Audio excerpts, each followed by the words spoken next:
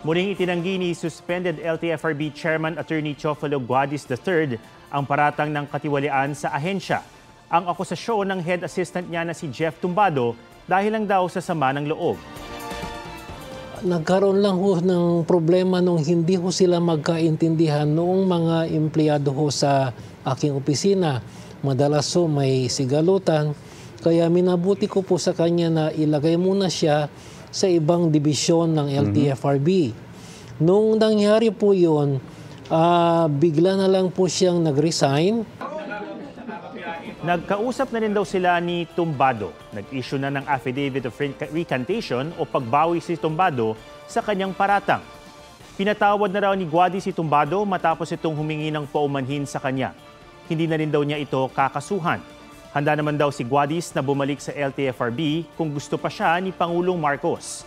Sa isa namang pahayag, sinabi ni Tumbado na umaasa siya sa agarang paghilom sa mga nangyari. Humingi rin siya ng pangunawa sa publiko sa idinulot daw na iskandalo tungkol sa korupsyon sa LTFRB.